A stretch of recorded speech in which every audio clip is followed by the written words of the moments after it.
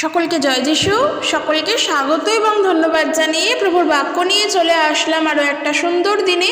প্রত্যেকটা দিনের মতন আজকের আরও একটা সময় পেয়েছি, প্রভুকে তাই অনেক ধন্যবাদ জানাই।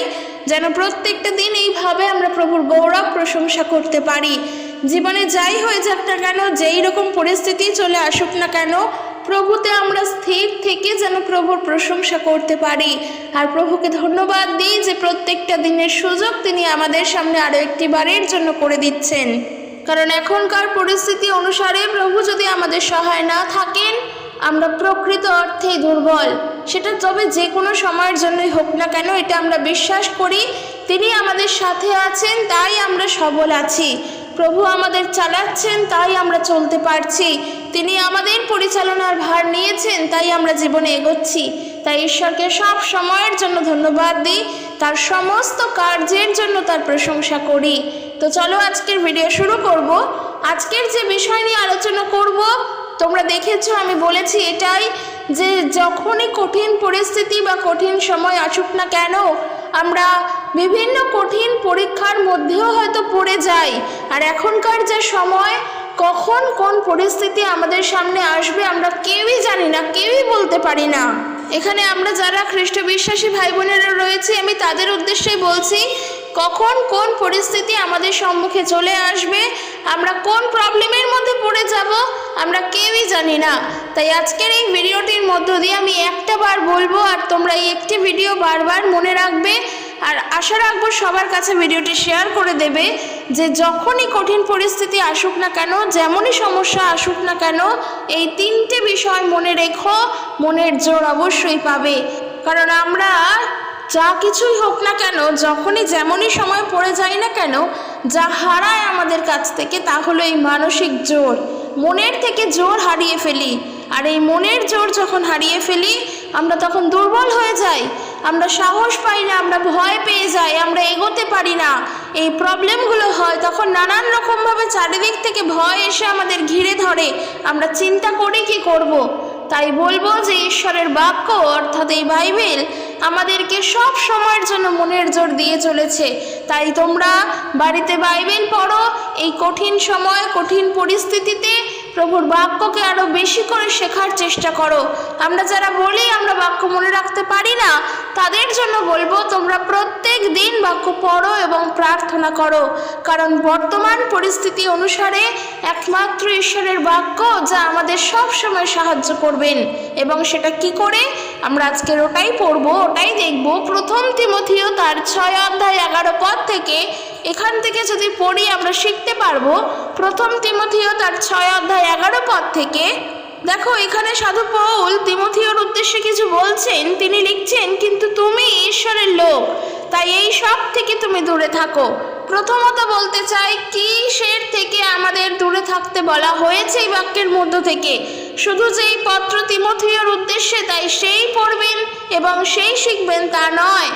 আমরাও আজকের প্রভুর পথে চলছি, তাই এই বাক্যের মধ্য দিয়ে আমাদের কোন কোন বিষয় থেকে দূরে থাকতে বলা হয়েছে। সর্বপ্রথম আমরা যদি দেখি এই 6 অধ্যায় 1 পদ থেকে, তাহলেই সেখান থেকে শিখতে পারবো যেটা মূল বিষয় এখানে বলছে, তা হলো ধন দৌলত বা অর্থের প্রতি আসক্তি থেকে যেন আমরা দূরে থাকি। এই কথা আমি সবার জন্য বলছি, যারা আমরা অনেক দিনের পুরনো খ্রিস্টান তাদের জন্য, আর যারা নতুন খ্রিস্ট বিশ্বাসী আমরা তাদেরও জন্য, সকলের জন্য আমি বলছি, যেন আমরা অর্থের প্রতি আসক্তি, অর্থের প্রতি লোভ থেকে যেন দূরে থাকি। কারণ বর্তমান সময় এই আওয়াজে চারিদিকে উঠছে, খ্রিস্টানরা অর্থের লোভ দেখিয়ে মানুষের ধর্মকে পরিবর্তন করে দিচ্ছে, ধর্মান্তরিত করে দিচ্ছে অর্থের লোভ দেখিয়ে। আর এই অর্থের লোভ হলো সমস্ত মন্দের মূলের প্রধান। তাই যেটা আমাদের প্রয়োজন, আমাদের দরকার, একজন খ্রিস্ট বিশ্বাসী হয়ে আমি একজন সৎ মানুষ হওয়ার চেষ্টা করব। আর আমার সেই সততার মধ্যে অর্থের প্রতি কোনো আসক্তি থাকবে না, কারণ আমার শিক্ষা সেটা বাইবেল থেকে নয়। তাই যারা এই আওয়াজ তুলছে যে অর্থের প্রতি লোভ দেখিয়ে সবাইকে ধর্মান্তরিত করা হচ্ছে, তারাও এই আওয়াজ তুলতে পারবে না যখন আমরা সততার সঙ্গে অর্থের প্রতি আসক্তি থেকে যখন দূরে থাকব। তাই এটা মনে রাখা আমাদের খুব দরকার যে আমরা ঈশ্বরের বাক্যের প্রতি আসক্তি হই, ঈশ্বরের প্রতি আসক্তি হব, কিন্তু অর্থের প্রতি নয়। ঈশ্বরের প্রতি আসক্তি হওয়া খুবই কঠিন ব্যাপার। বড় বড় মহাপুরুষ যারা ছিলেন তারাই করেছেন।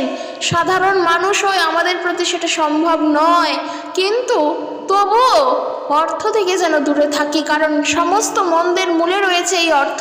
আর এই অর্থ যেহেতু সমস্ত মন্দের মূলে, তাই মানুষের এই আওয়াজ তুলতে সুবিধা হয় যে অর্থের লোভ দেখিয়ে মানুষকে ধর্মান্তরিত করা হচ্ছে। কিন্তু তারা এইটা জানে না যে বাইবেল টোটালি অর্থের বিরুদ্ধে কথা বলে। বাইবেল সম্পূর্ণভাবে এই বিষয়ে আমাদের শিক্ষা দিচ্ছে যেন বিশ্বাসী হয়ে, একজন মানুষ হয়ে আমরা যেন অর্থের প্রতি আসক্তি না হই। বাক্য কি বলছে? ইব্রিয় তার 13 অধ্যায় 5 পদ যদি পড়ি, সেখানেই বলছে তোমাদের আচার ব্যবহার ধনাসক্তবিহীন হোক, তোমাদের যা আছে তাহাতেই সন্তুষ্ট থাকো। তার কারণ ঈশ্বর প্রভু তিনি বলেছেন তিনি কখনো আমাদের ত্যাগ করবেন না, তিনি কখনো আমাদেরকে ছাড়বেন না। যারা এই ধরনের আওয়াজ তুলছে তারা জানেন না যে বাইবেল কি বলে। তারা না জেনে বলছে যে খ্রিস্টানরা ধর্মান্তরিত করছে অর্থের লোভ দেখিয়ে। এই ধরনের কথা যারা তুলছে আর তারা বলছে, এর ফলে যারা আমরা খ্রিস্ট বিশ্বাসীরা রয়েছি আমাদের মন কিন্তু নিজের যে সবলতা, মনের যে জোর তা হারিয়ে ফেলছে। আমরা ভয় পেয়ে যাচ্ছি, আমরা মনে করছি যেন সত্যিই তো অর্থের লোভ দেখিয়ে হয়তো তাহলে মানুষ ধর্মান্তরিত হচ্ছে। আমরা যেন কোনোভাবে মনের জোরকে না হারাই। আর এই যে মনের জোর যেন না হারাই, তার জন্য দরকার নিজেকে আগে স্থির হয়ে দাঁড়ানো। আমি জানি আমি অর্থের লোভে প্রভু যিশুকে বিশ্বাস করিনি, কারণ যারা অর্থের লোভে প্রভু যিশুকে বিশ্বাস করে তারা সুবিধাবাদী। তারা সমস্ত জায়গা থেকে সুবিধা পায় না বলে যখন দেখে এখানে কিছু পাওয়া যাবে সেই আশায় তারা আসে। তারা নিজেদের আখের গোছানোর জন্য আসে, তারা নিজেদেরকে জানার জন্য আসে, নিজেদের প্রয়োজন মেটাতে আসে। তারা কোনো রকমভাবেই প্রভু যিশুকে বিশ্বাস করে আসে না। তাই যারা এই ধরনের মানুষ তাদের থেকে দূরে থাকা দরকার, আর তাদেরকে শেখানো দরকার যেন অর্থের জন্য নয় কিন্তু বিশ্বাস সহকারে যিশুর কাছে আসো। কারণ তুমি কাকে বিশ্বাস করবে সেটা সম্পূর্ণ তোমার ব্যাপার, কিন্তু তোমার ব্যাপার বলে আজকের তুমি অর্থের লোভে প্রভুকে মানবে, এটা একদম ঠিক নয়। এটা করা মানে সম্পূর্ণ অন্যায় করা।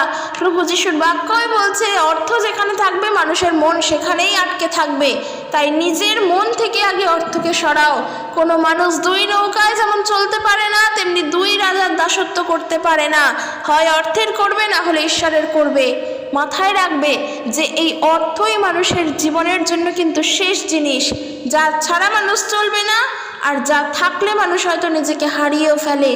তাই যেটা দরকার আমাদের মনে রাখা প্রয়োজন, যেটা আমি বললাম, তা হলো প্রভু আমাদের সঙ্গে আছেন, তিনি আমাদেরকে ছাড়বেন না। অর্থের প্রতি কোনো লোভ, কোনো রকমের আসক্তি আমাদের যেন না থাকে। বাক্য বলছে তোমার কাছে যা আছে তাতে তুমি সন্তুষ্ট থাকো। যদি তোমার কাছে মানুষকে দেওয়ার জন্য 2 টাকা থাকে, প্রভুর কাছে রাখার জন্য 5 টাকা থাকে, তুমি তাতে সন্তুষ্ট থাকো। তোমার এত দরকার নেই, কারণ ঈশ্বর তোমাকে ওইটা দিয়েই পাঠিয়েছেন। ঈশ্বরকে বিশ্বাস করতে হয়, তাকে প্রেম করতে হয়, তাকে ভালোবাসতে হয়। তাকে অর্থের জন্য ডাকতে নেই, বা আমি অনেক অর্থশালী হয়ে উঠবো, অনেক প্রভাবশালী হয়ে উঠবো তার জন্য ডাকছি, সেটাও করতে নেই। তারা জানে না বলে তাই এই কথা বলছে। সেই জন্য বললাম এই বাক্য মনে রাখো, যা হয়তো সেই পরিস্থিতির জন্য খুব দরকার হয়ে উঠবে। সেই পরিস্থিতির জন্য আমরা মনের থেকে জোর পাবো এই বাক্য যদি পড়ি। তাই 1 তিমথিও তার 6 অধ্যায় 1 পদ থেকে যদি শেখো দেখতে পারবে। আর যেটা আমাদেরকেও বলা হচ্ছে যেন এগুলোর থেকে আমরা দূরে থাকি। এরপর যে বিষয় বলবো তা খুবই গুরুত্বপূর্ণ বিষয়। 1 তিমথিও তার 6 অধ্যায় 12 পদ কি বলছে? বিশ্বাসের উত্তম যুদ্ধে প্রাণপণ করো, অনন্ত জীবন ধরিয়া রাখো, তাহারই নিমিত্ত তুমি আহুত হইয়াছ এবং অনেক সাক্ষীর সাক্ষাতে সেই উত্তম প্রতিজ্ঞা স্বীকার করিয়াছ। কি বলছে? বিশ্বাসের উত্তম যুদ্ধে প্রাণপণ করো, প্রাণপণ চেষ্টা করো সেই যুদ্ধে যেন বিশ্বাসকে ধরে রাখতে পারো। খুবই গুরুত্বপূর্ণ বিষয় বর্তমান পরিস্থিতির জন্য, যা কোনো কালের জন্য ভুলবে না, যেন আমরা আমাদের বিশ্বাসকে ধরে রাখতে পারি। বর্তমান সময় মানুষ বলবে, যারা কিনা খ্রিস্টান কমিউনিটির নয়, যারা খ্রিস্ট বিশ্বাসী নয়, যারা বলছে তারা সনাতনীদের মধ্যে, তারা বলে যে তাদের ধর্ম নাকি খতরে মে আছে, তাদের ধর্মকে রক্ষা করতে হবে, তাদের হিন্দু ধর্ম নাকি বিপদের মধ্যে রয়েছে, তাদের হিন্দু ধর্মকে রক্ষা করতে হবে, কারণ চারিদিকে হিন্দু ধর্মের মানুষেরা ধর্মান্তরিত হয়ে খ্রিস্টান ধর্মের হয়ে যাচ্ছে। খ্রিস্টান ধর্মেরই বেশি হচ্ছে, আমি অন্য ধর্মের কথা বলছি না, খ্রিস্টান ধর্মেরই বেশি হচ্ছে। তারা বলছে তাদের ধর্ম নাকি খতরে মে আছে। আর আমি বলবো, কারোর ধর্ম কোনো বিপদে নেই, মানুষের বিশ্বাস আজকের বিপদে রয়েছে। তাদের বিশ্বাস যদি তাদের ধর্মের প্রতি সঠিক থাকে, তারা কোনোভাবেই তাহলে খ্রিস্টান হতো না, তারা তাদের জায়গায় স্থির থাকতো। কিন্তু তাদের প্রকৃতই বিশ্বাস হয়তো সঠিক নয়, তাদের ভিত নড়বড়ে, যার জন্য তারা অন্য ধর্মে ধর্মান্তরিত হয়েছে। যদি আমাদের ক্ষেত্রে বলো, যারা আমরা কনভার্ট হয়েছি, আমাদেরও তাই। আমরা কিছু জানতাম না, হিন্দু ধর্মের বিষয়ে কিছু শেখানো হয়নি, আমরা ছোট থেকে বড় হইনি সেইভাবে, তাই আমরা আজকে ধর্মান্তরিত হয়েছি। যদি এই দিকটা বলতে বলো তাহলে তাই বলবো, আর যদি এর অপর কিছু ব্যাখ্যা করো তাহলে এটা বলবো, আমার খ্রিস্টকে ভালো লেগেছে, তাকে আমি ভালোবেসেছি এবং তার প্রতি আমার বিশ্বাস আস্তে আস্তে ছিল, আর তা আস্তে আস্তে গভীর হয়েছে, তার প্রতি শ্রদ্ধা বেড়েছে, তাই আমি তার কাছে গেছি, তাকে আমি বিশ্বাস করে তাকে জেনেছি, আর আমি অন্য ধর্মে গিয়েছি। এই আমি বলবো, কারণ যেটা সত্য আমি সেটাই বলবো, কখনোই মিথ্যা বলবো না। আমি দ্বিতীয়টাই বলবো যেটা আমার সঙ্গে হয়েছে। আমি নিজের ধর্মকে অনেক জানতাম, তারপর যিশুর কাছে এসেছি এমনটাও নয়। আবার আমি কোনো কিছুর বিনিময়েও আসিনি, বা আমাকে কেউ কিছু দেবে সেই আশাতেও আসিনি। তাকে ভালো লেগেছে, তার কাছে এমনিই যেতাম, আর তাকে ভালো লেগেছে, তাকে বিশ্বাস করেছি, তার কাছে এসেছি, এর থেকে বেশি কিছু না। তাই যেটা আমার বলার কথা, যে এর মধ্য থেকে এটা জানবে যে তুমি যেই বিশ্বাসে এখন বিশ্বাসী হয়েছো, তাহলে তোমার দরকার সেই বিশ্বাসকে ধরে রাখা। যদিও খ্রিস্ট বিশ্বাসী হয়ে আমরা কখনোই প্রভুকে আমরা আলাদা করতে পারবো না, নিজেদের বিশ্বাস থেকে আমরা সরবো না, তবুও বাক্য বলছে এটাই যে বিশ্বাসের দৌড়ে তোমরা প্রাণপণ করছো, কারণ বিশ্বাস এমনই যা সহজেই হয়তো ভেঙে যেতে পারে। তাই জন্য বাইবেল বলছে তোমরা বিশ্বাসের দৌড়ে জয়লাভ করার চেষ্টা করো। তোমরা বিশ্বাসের দৌড়ে নেমেছো, কাউকে এক করার জন্য না, কাউকে একসঙ্গে করে নিয়ে দেখানোর জন্য না যে দেখো আমরা কত লোক আছি আমাদের ধর্মে, না, কারণ আমাদের লক্ষ্য হলেন খ্রিস্ট, তাকে আমরা বিশ্বাস করছি, তার কাছে পৌঁছবো আমাদের বিশ্বাসের জোরেই। এই রাস্তাটা পুরো লেখা আছে, একটা কল্পনা করে নাও যে তোমার সম্মুখে আছেন প্রভু যীশু খ্রিস্ট, তুমি যেখানে দাঁড়িয়ে আছো সেখান থেকে যে রাস্তাটা, সেটার মধ্যে লেখা আছে পুরো বিশ্বাস, অর্থাৎ এই রাস্তাটা বিশ্বাসের, আমি এই রাস্তা ধরেই যাব। আমার আশেপাশে অনেকগুলো রাস্তা আছে, কিন্তু যেই রাস্তাটাতে বিশ্বাস লেখা আছে আমি ওই পথ ধরেই যাব, কারণ আমি ওই পথেই নেমেছি, ওই পথে দৌড়ানোর জন্যই নেমেছি, ওই পথের শেষেই খ্রিস্ট আছেন। এটা কল্পনা করে নাও, এটা আমাদের মনে রাখা খুবই দরকার, কারণ এখনকার যে পরিস্থিতি, নানাভাবে চারিদিক থেকে প্রেশার আসছে, নানানভাবে হয়তো আমরা অনেকে আছি যারা ভয়ে বা আমাদের সাহস নেই বলে, আমার পরিবার বারণ করছে বলে, কারোর চাপের মধ্যে পড়ে গিয়ে আমরা হয়তো প্রভু যিশুর কাছে যাওয়া বন্ধ করে দিচ্ছি। আজকের পরিবারের বিভিন্ন চাপের জন্য হয়তো যিশুর নাম করাই বন্ধ করে দিয়েছি। এমনও অনেক মানুষজনেরা রয়েছে যারা একসময় প্রভুকে খুব বিশ্বাস করত, হয়তো তারা প্রভু যিশুর দীক্ষা নেননি, হয়তো তারা প্রভু যিশুকে গ্রহণ করেননি দীক্ষা নিয়ে, কিন্তু তারা প্রভু যিশুকে খুবই বিশ্বাস করত। কিন্তু পরিবারের চাপে বিভিন্ন রকমভাবে আস্তে আস্তে তাদের মধ্যে এতটুকুনি বিশ্বাসও আস্তে আস্তে হারিয়ে গিয়েছে, তারা হয়তো এখন আর ঈশ্বরকেই বিশ্বাস করে না। সেই জন্য বললাম, এমনটা আমাদের সঙ্গেও হতে পারে। তাই নিজের বিশ্বাসকে রক্ষা করো, নিজের বিশ্বাস খতরে মে আছে, নিজের বিশ্বাসকে রক্ষা করো, কারণ এই বিশ্বাসকে পাওয়ার জন্যই বাক্য বলছে তোমরা আহত হয়েছো, ওই জীবনকে ধরার জন্যই তোমরা আহত হয়েছো, যেই জীবনকে তোমরা তোমাদের বিশ্বাসের দ্বারাই পাবে, আর সেই জীবন হলো অনন্ত জীবন। কেউ তো কোনোদিনও চোখে দেখেনি অনন্ত জীবন আছে কিনা, আমরা কেউ চোখে দেখিনি স্বর্গ আছে না নরক আছে। সম্পূর্ণটা আমাদের বিশ্বাসের উপরে। আজকের আমি বিশ্বাস করলে আছে, না বিশ্বাস করলে নেই। তাই এই বিশ্বাস যখন তাকে করেছি, তখন আমার চেষ্টাও থাকবে এই বিশ্বাসকে ধরে রাখা। কারণ এই জায়গা যেন এমন না হয়ে যায় ও মুখে এসে আমার কাছে বলল, তোরা আর প্রার্থনাতে যাস না, মণ্ডলীতে যাস না, ওখানে অনেক গন্ডগোল হচ্ছে, তোদেরও গেলে হবে, বরং তোরা যেখানে আছিস সেখানে থাক, এইসব করতে হবে না। আর তার কথা শুনে চিন্তা করলাম যে সত্যিই তো, তার থেকে ভাবা দরকার নেই, উটকো ঝামেলাতে পড়বও না, আমি আমার জায়গায় ছিলাম সেখানেই থাকি। যিশুকে না জানলেই তো হলো, যিশুকে জেনেই তো বরঞ্চ অত ঝামেলা হয়েছে। আমি ছিলাম হিন্দু মতে, আমি ছিলাম আমার মতন, আমি সুন্দর ছিলাম। আজকের খ্রিস্ট বিশ্বাসী হয়েছে, যিশুকে বিশ্বাস করেছি, তারপর এত সমস্যা, এত ঝামেলা, এত চিন্তা। আমি প্রার্থনায় তো যেতেও পারছি না, আমার বাড়ি থেকে বেরোনোই দায়। মানুষ মনে করছে আমি খ্রিস্টান আর আমাকে তারা চেপে ধরছে। এই সমস্যাগুলো পোহাতে হচ্ছে, তার থেকে দরকার নেই আমি আমার জায়গাতেই ভালো থাকি। এই চিন্তা ভাবনাগুলোও আমাদের অনেকের আসে, আর যার জন্য আমরা আমাদের বিশ্বাসকেও হারিয়ে ফেলি। তাই বারবার বলছি, কোনোভাবে যেন বিশ্বাস না হারায়। কারণ মনে রেখো যে তুমি নিজে এসেছো এই পথে না, তোমাকে প্রভু ডেকেছেন, তাই তুমি এসেছো। কোনো মানুষ নিজের ইচ্ছায় যিশুর কাছে আসে না। আজকের কারণ নিজের ইচ্ছা করবেই না যিশুর কাছে আসতে, যদি না ঈশ্বর তার জীবনে কার্য করেন, যদি না পবিত্র আত্মা তাকে আহ্বান জানান। আমরা প্রভু যিশুর কাছে যাই, প্রভু আমাদের ডাকেন, তাই জন্য। আমরা নিজের থেকে কেউই যাইনি। যদি নিজের থেকে হতো, কে নিজের থেকে ঝামেলায় পড়তে চায়? কেউ চায় না। তাই প্রভু যখন আমাদের ডেকেছেন, আমরা যখন প্রভুর জন্য এসেছি, তখন রক্ষা কিন্তু তিনিই করবেন। তাই ভরসাটা তার উপরেই রাখো, যা হবে দেখা যাবে। আমাকে তারা এসে বললেন প্রার্থনায় যাওয়া বন্ধ করতে, আর আমি তাদের কথা শুনে বন্ধ করে দেব? তারা আমাকে বলছে তোরা আর যাস না, আমি তার কথাকে মেনে স্বয়ং প্রভু যিশুকে বিশ্বাস করে বন্ধ করে দেব? এগুলো কখনো হয়? সে আমাকে কি বলছে আমি তারটা মানব? কোনো দিনের জন্য না। তিনি যা বলছেন তাকে তা বলতে দাও।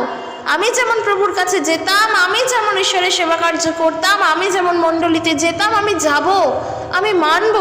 প্রভুকে আমি বিশ্বাস করি, মানুষকে না। কারণ একটা জিনিস জানবে, মানুষ তোমাকে আজকে বন্ধ করে দেবে, কালকে বন্ধ করে দেবে, 3 দিনের দিন আর পারবে না। যখন তুমি প্রভুর কার্য করবে, প্রভু তোমাকে এগিয়ে নিয়ে যাবেন। তাই তারা যা বলছে, তারা যদি আজকের প্রার্থনায় আসা বন্ধ করে দেয়, আমি কেন সেটা বিশ্বাস করব, কেন সেটা মানব? তবে একটা জিনিস যেটা মনে রাখা আরও বেশি করে দরকার, আমরা যেন কোনো উগ্রতার কাজও না করি। ওই সময় ওই পরিস্থিতিতে যেন কোনো রকমভাবে কোনো রকম বাকবিতণ্ডা সৃষ্টি না করি। তারা যদি এসে আমাদের স্বয়ং মণ্ডলীকে বন্ধ করে দেয়, তাহলে দিক, সেখানে আমরা যেন কোনো যুদ্ধ করতে না যাই যে না আমি মণ্ডলীতে যাবই, তোমরা পারবে না আমার মণ্ডলীকে আটকাতে।